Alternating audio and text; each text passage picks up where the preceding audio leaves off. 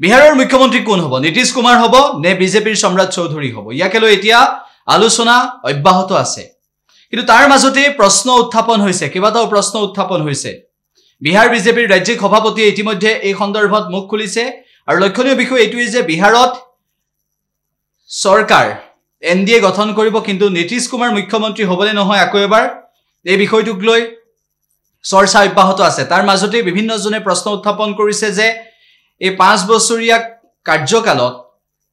সমানে দুভাগ কৰি মুখ্যমন্ত্ৰীৰ পদ দিয়া হ'ব নেকি এনে ধৰণৰ চৰ্চা আহিছে তাৰ মাজতে নীতিশ কুমাৰ মুখ্যমন্ত্ৰী হ'ব বুলিও চৰ্চা চলিছে কিন্তু বিজেপিয়ে সম্ৰাট চৌধুৰীক মুখ্যমন্ত্ৰী হিচাপে দায়িত্ব অৰ্পণ কৰিব বিচাৰিছে নেকি এই বিষয়টো এতিয়া সন্মুখলৈ আহিছে কিয়নো সম্ৰাট চৌধুৰীৰ নেতৃত্বতে ভাৰতীয় জনতা পাৰ্টিয়ে অভূতপূৰ্ব সফলতা লাভ কৰিবলৈ সক্ষম হ'ল বিহাৰ নিৰ্বাচনত বিজেপি আৰু জেডিইউয়ে যি ফলাফল লাভ কৰিলে এনডিএ যি ফলাফল লাভ কৰিলে এনডিএ অভিলেখ সংখ্যক আসন লাভ কৰিবলৈ সক্ষম হ'ল আৰু ইয়াৰ লগে লগে সম্ৰাট চৌধুৰীৰ নাম চৰ্চালৈ আহিল যিগৰাকী ব্যক্তিৰ নেতৃত্বত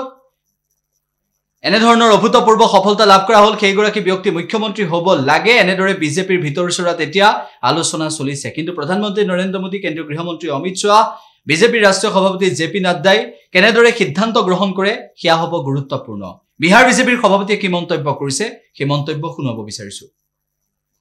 मंत्री जी को बधाई देने के लिए गया था जिस तरह से अपार बहुमत मिला है तो मुख्यमंत्री जी से मेरी मुलाकात नहीं हो पाई थी मुख्यमंत्री जी से मेरी मुलाकात नहीं हो पाई थी तो मैं आज मुख्यमंत्री जी को बधाई देने के लिए गया था धन्यवाद